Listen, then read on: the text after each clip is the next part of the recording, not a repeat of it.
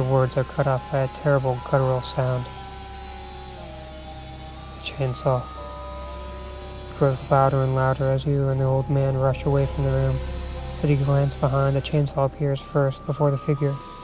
The form is covered in black dust from head to toe, its mask bland but bloody, as if it has done this work before.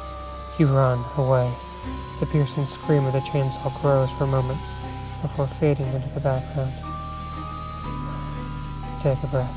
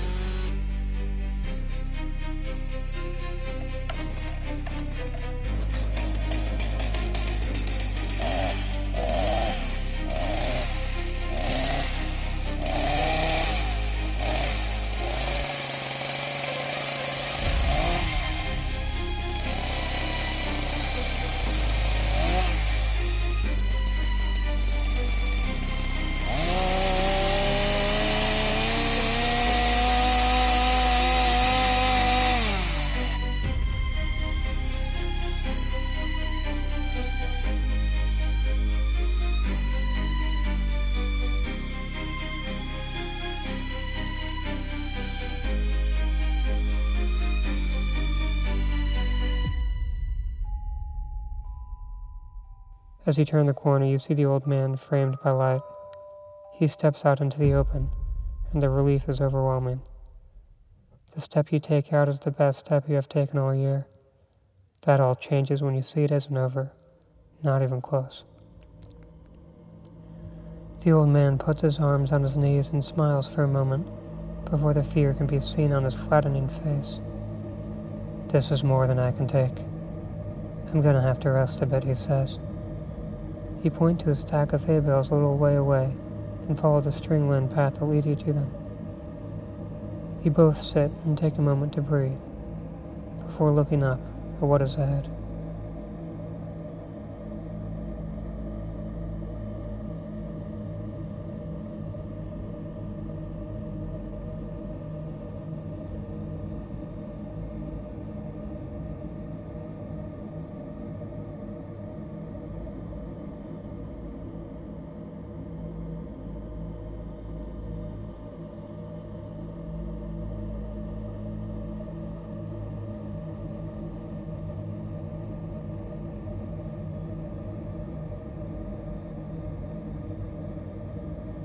The path that started from the corn continues from the hay bales towards an old farmhouse.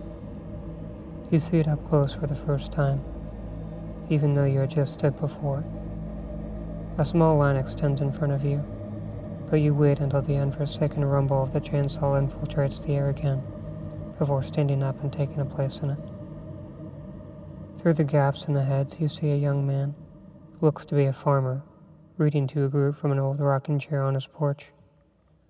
The small group, a young girl, a woman who appears to be the girl's mother, with the way her arm is wrapped around the child's back, and a man with his hand on the woman's thigh.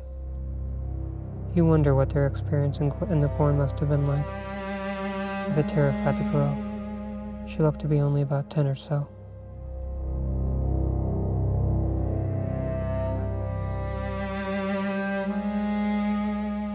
They sat amongst pumpkins and gourds as he read to them, creaking in his wooden chair, before walking down to a metal door in the grass behind the family.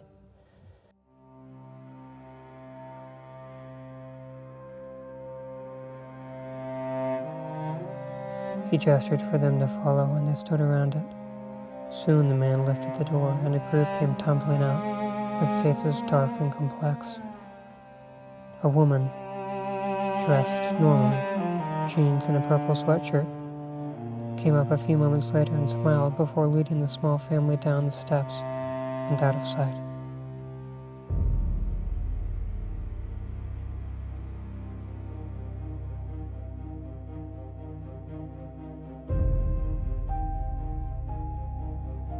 Another woman came out of the house with a basket of colored pumpkins and a sign.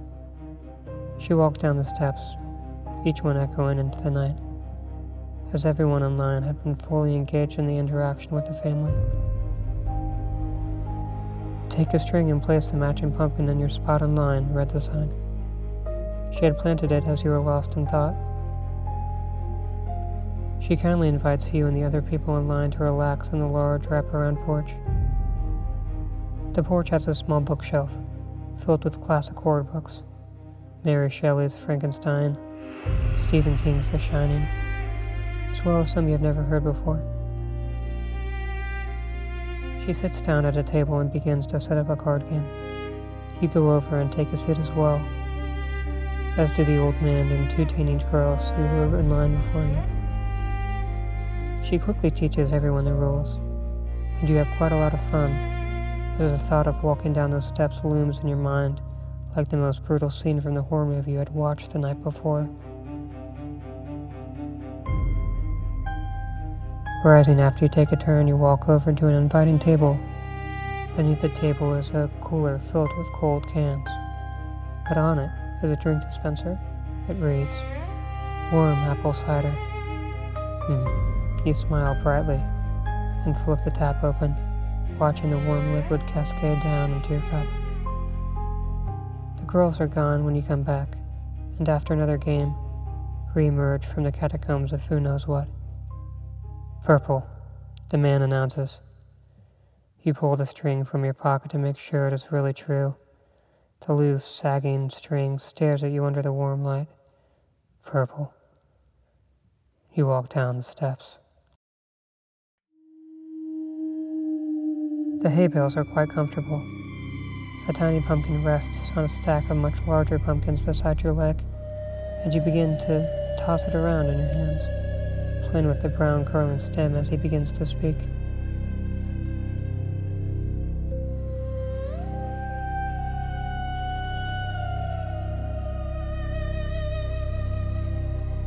Her dreams, like her dolls, were swollen and sad, cut from the inside out. Her face, as theirs, was smooth as silk, but longing for a way out.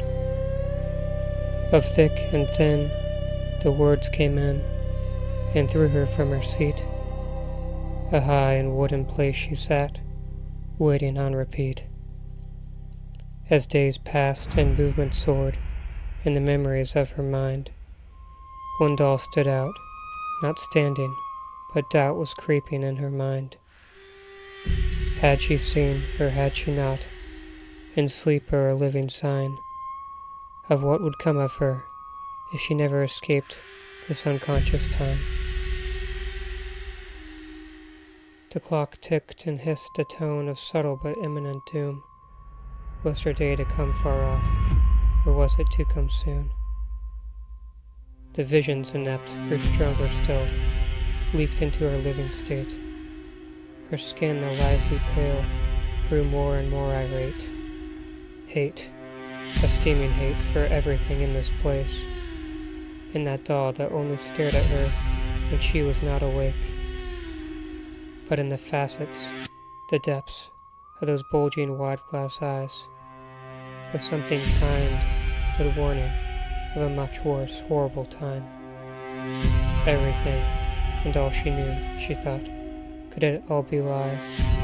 A test, an experiment, or so it seemed, as she became more divine. The books, the pages beneath the floor, had all seen her shaking eyes. as she learned the terrible truth of what could be outside.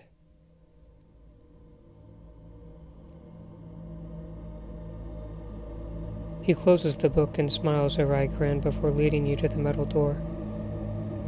"Alright now, it ain't too bad," he says whimsically, before a man and woman come out from the underworld below your feet. The woman, whom you have seen a couple times now, comes up and greets you and the old man before taking you down the stairs and seamlessly fading into the darkness.